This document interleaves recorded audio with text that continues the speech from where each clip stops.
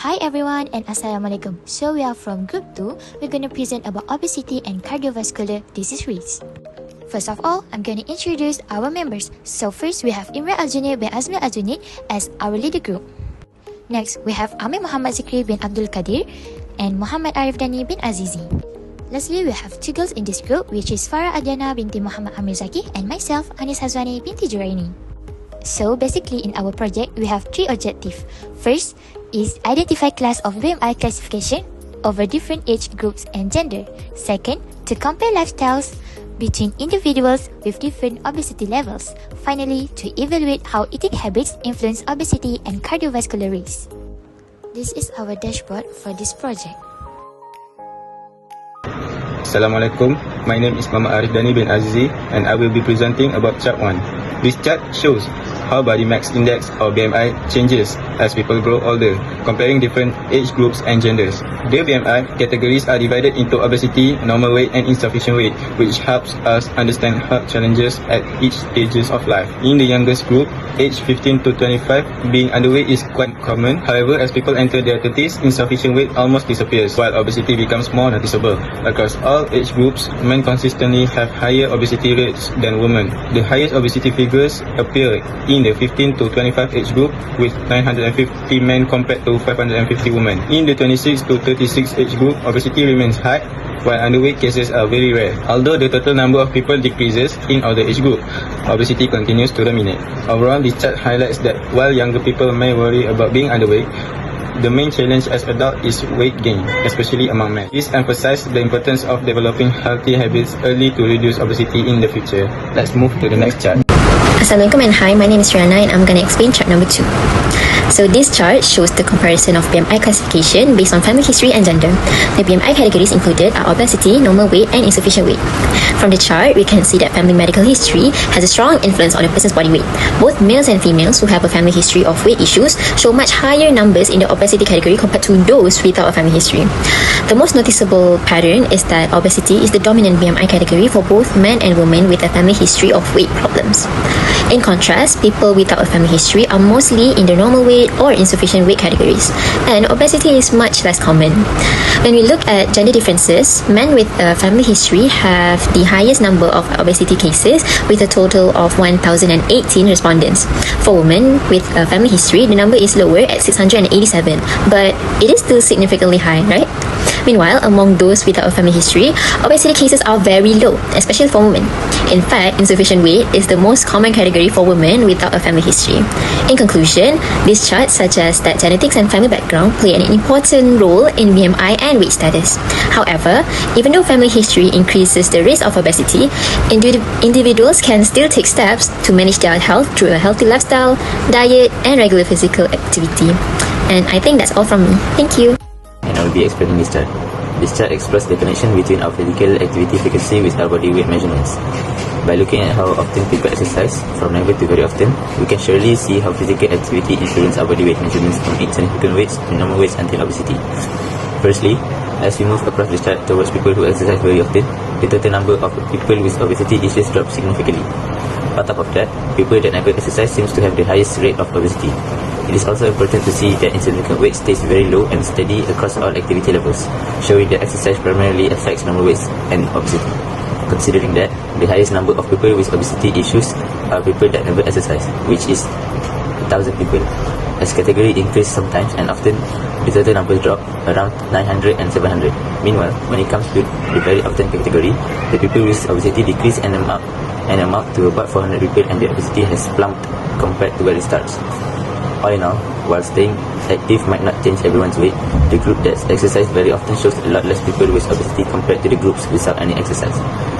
It is simple, but people tend to not give enough attention to exercise. Even moving from sometimes to often can make a significant change to our long-term health. This chart shows the relationship between the type of transportation used and respondents' BMI classification, which include underweight, normal, and obesity categories. The purpose of this chart is to compare lifestyle patterns across different BMI levels based on their preferred mode of transportation. From the chart, we can see that public transportation is the most commonly used mode, especially among individuals in the obesity category. In fact, public transportation records the highest number of respondents, overall with 1,153 obese respondents, making it the dominant transportation method compared to automotive, biking, and walking. For the underweight and normal BMI categories, public transportation use is significantly lower at around 200 respondents each. This shows a clear concentration of public transport used within the obesity group. Looking at automotive and bike usage, the number of range between 0 to 100 respondents, with the majority falling under the normal BMI category. These modes are used less frequently compared to public transportation but still shows moderate participation. Lastly, walking has the lowest usage across all BMI classification with approximately 30 respondents, indicating that walking is the least preferred mode of transportation regardless of BMI. In summary, the chart highlights that non-energy using transportation, particularly public transportation, is most commonly used by individuals in obesity category. This suggests a potential link between transportation choices and lifestyle differences across BMI classifications. Combo chart shows the relationship between average daily main meals and BMI across different age groups. It helps us understand how eating patterns relate to body weights at different stages of life.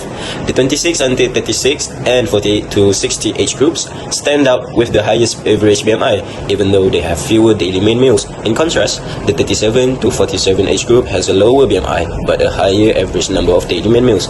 The 15 until 25 age group records both the lowest BMI and the lowest average daily main meals. Overall, middle-aged and older respondents tend to have higher BMI levels. However, the chart suggests that the number of daily main meals alone does not directly determine a person's BMI.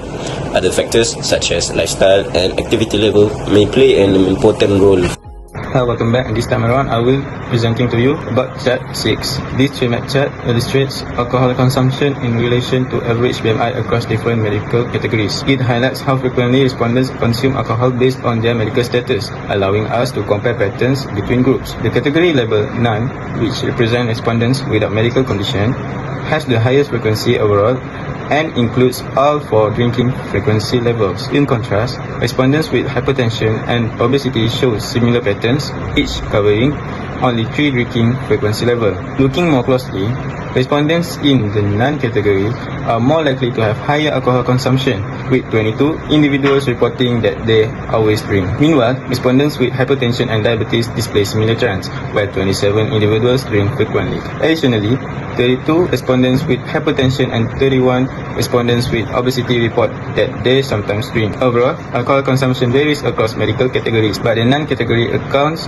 for the highest level of drinking. In general, the chart suggests that most respondents, regardless of medical condition, are likely to consume alcohol. That's all from me. Thank you. In conclusion, the 6 charts together shows that body weight is influenced by both factors we cannot control and choices we make every day. By looking at age, genetics, and lifestyle, we can see that BMI is not just a personal issue, but a result of both biology and environment. One key finding is how weight-related challenges change with age. Younger people are more likely to be underweight, but as people move into their 30s and beyond, obesity becomes the main concern. Genetics also play an important role, as individuals with a family history of weight problems face a higher risk of obesity. This reminds us to be more understanding, since weight issues are not always caused by personal behavior alone. However, lifestyle choices still matter greatly. Physical activity is shown to be very effective in reducing obesity rates. People who exercise very often have much lower obesity levels compared to those who are sedentary. This shows that even the genetic risk, regular exercise can significantly improve health. Interestingly, the data also shows that how often people eat does not strongly affect BMI, while inactive habits such as relying on cars or buses are linked to higher body weight. Overall, while we cannot change our age or genetics, we can control our daily habits. Encouraging active lifestyles and healthy routines from an early age is key to improving long-term health. Small and consistent changes like walking more or exercising regularly can help us take control of our health and live more active lives.